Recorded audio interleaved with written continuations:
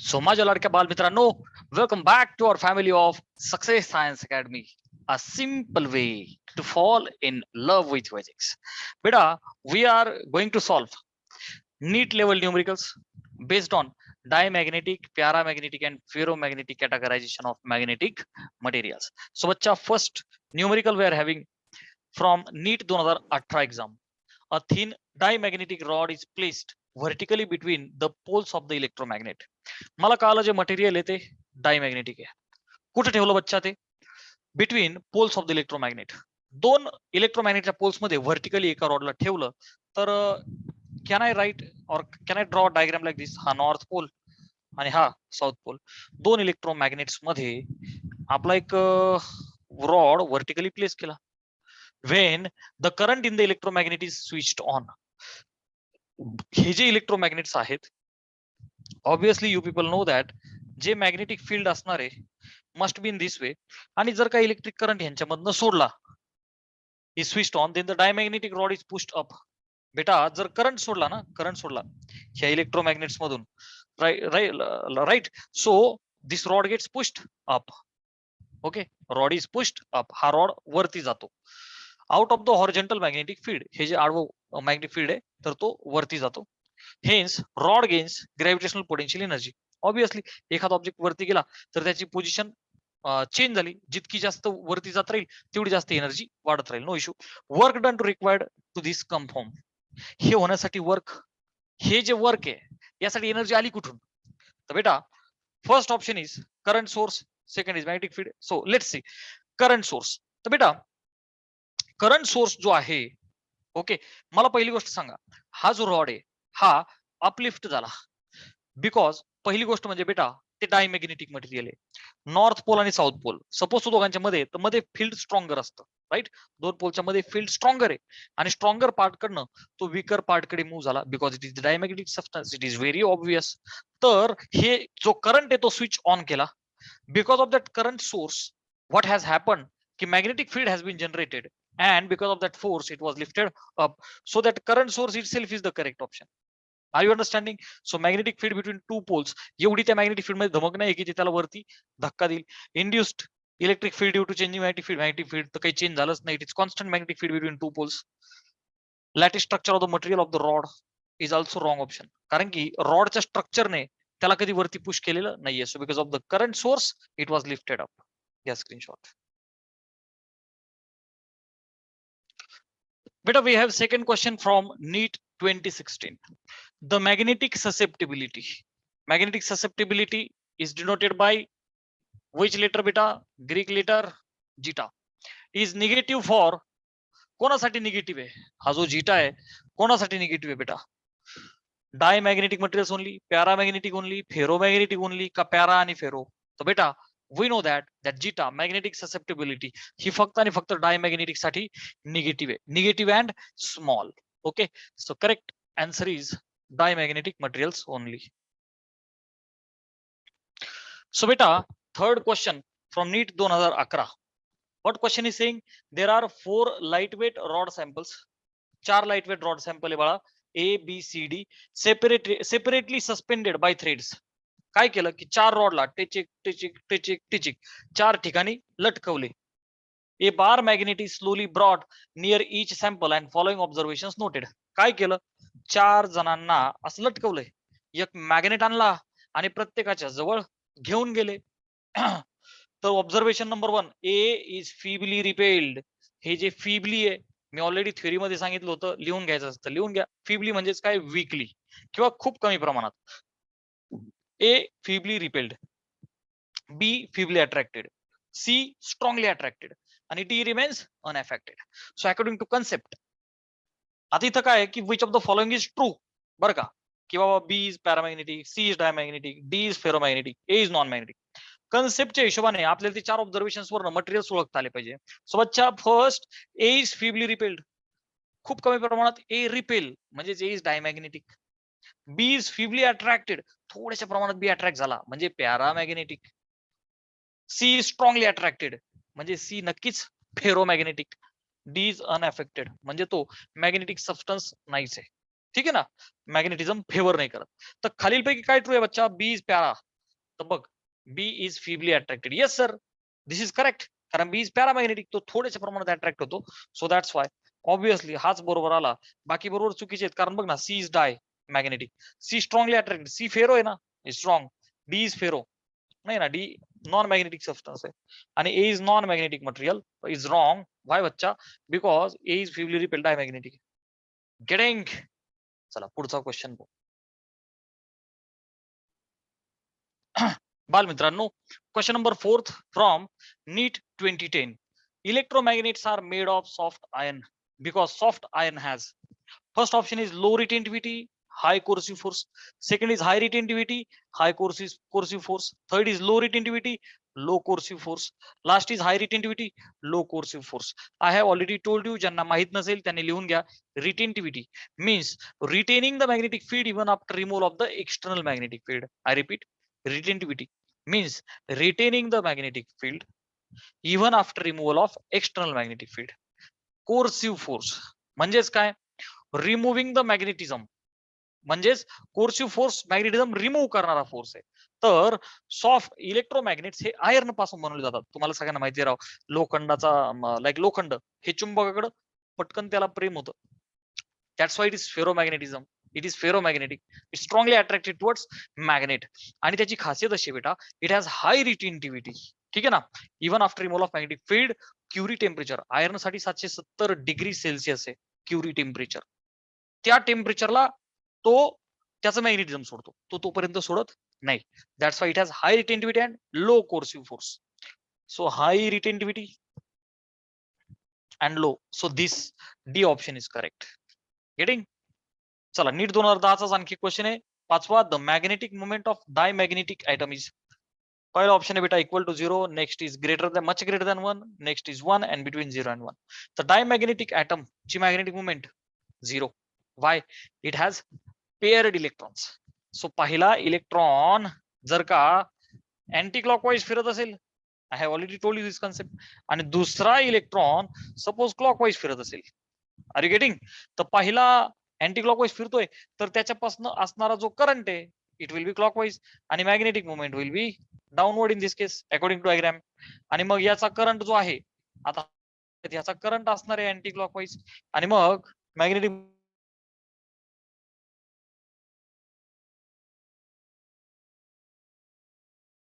कोणाच्या बच्चा? डायमॅग्नेटिक. कोणासाठी? डायमॅग्नेटिक साठी magnetic moment is 0 for the atom. घ्या स्क्रीनशॉट. बच्चा question number 6 is from NEET 2009 आणि लॉंग एगो 1999 ला आला होता. Question is, if a diamagnetic substance is brought near north or the south pole of the bar magnet, it is. Substance है बेटा diamagnetic. पहिला option repelled by north pole and attracted by south pole. Second option attracted by north pole, repelled by north pole. Third is attracted by both the poles. Last is repelled by both the poles. बेटा diamagnetic substance हा मॅग्नेटिझमच्या favour मध्ये अजिबात नाहीये. It is weakly repelled by the external magnetic field. त्याला तिरस्कार आहे magnetic फील्डचा. So he will try to run away from the magnetic field. So it will be repelled by both the poles. So तो दोन्ही poles कडनं काय होईल रे बाळा? रिपेल होईल. क्वेश्चन नंबर 7 फ्रॉम नीट 2008 आणि 2006, दोन वेळा एकच क्वेश्चन रिपीट झाला बच्चा. Curie temperature is the temperature above which. पहिला option ferromagnetic material becomes paramagnetic. Second is paramagnetic material becomes diamagnetic. Third is paramagnetic material becomes ferromagnetic. Last is ferromagnetic material becomes diamagnetic. तर बच्चा Curie टेम्परेचरची concept मी तुम्हाला already शिकवली. एक काका होते Curie काका. त्या क्युरी काकांनी काय केलं की फेरोमॅग्नेटिक मटेरियल हा मॅग्नेटिझमच्या फेवर मध्ये असतो. It is actually strongly attracted by the magnetic field. मग स्ट्रॉंग मॅग्नेटिक फील्ड मध्ये ठेवल्याच्या नंतर सगळ्या ज्या डोमेन्सच्या डायपोल मोमेंट्स आहेत त्या अलाइन होतात, फ्लिप होतात in the direction of the magnetic field, आणि हा जिद्दी बनतो ferromagnetic. I have already told you की तो त्याच्या प्रेमात असा पडतो की तो मॅग्नेटला म्हणतो, हम दिल ते चुके सनम, ए मैग्नेट तेरे हो गए हैं हम, तेरी कसम. आणि तो त्या मॅग्नेटच्या प्रेमात पडल्याच्या नंतर मग त्याचा शेवट सैराट पिक्चर सारखा करावा लागतो आणि लॉंग टेम्परेचर मोठ्या टेम्परेचरने त्याला रिटर्न आणावं लागतं. फॉर एक्झाम्पल आयर्न साठी 770 डिग्री सेल्सिअस आहे, निकेल साठी 354 आहे, कोबाल्ट साठी 1115 डिग्री सेल्सिअस आहे. इतक्या मोठ्या टेम्परेचरने त्याला काय करावं लागतं, टेम्परेचर देऊन त्याचं मॅग्नेटिझम रिमूव्ह करा.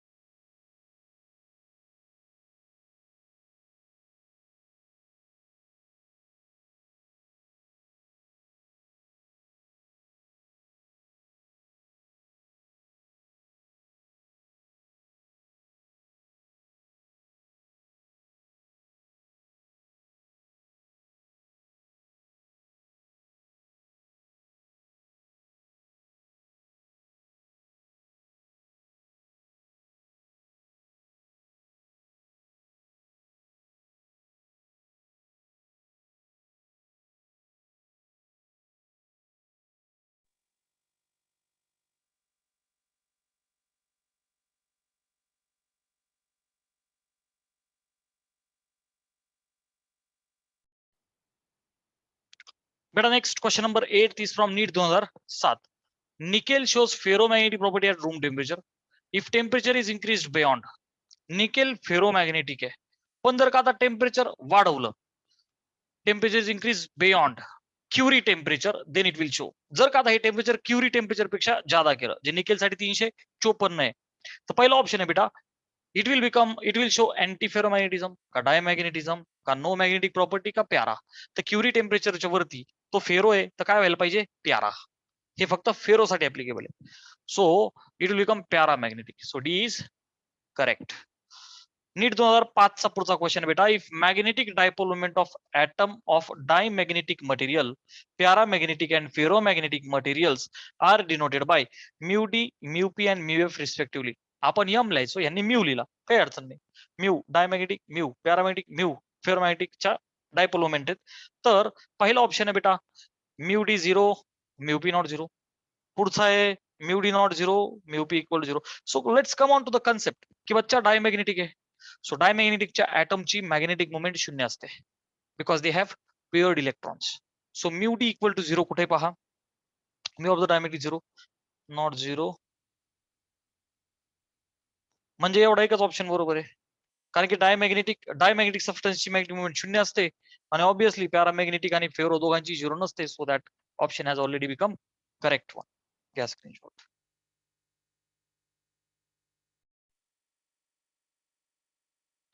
Question number 10 is from NEET 2003.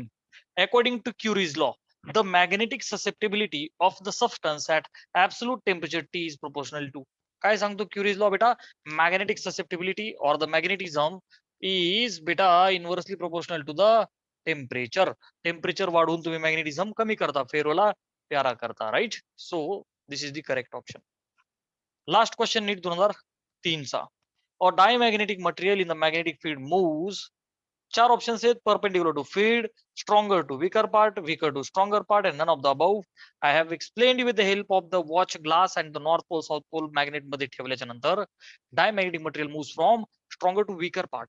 तो वीक कडे पळण्याचा प्रयत्न करतो, because it does not favour magnetism, right. So stronger to weaker, this B option is correct one.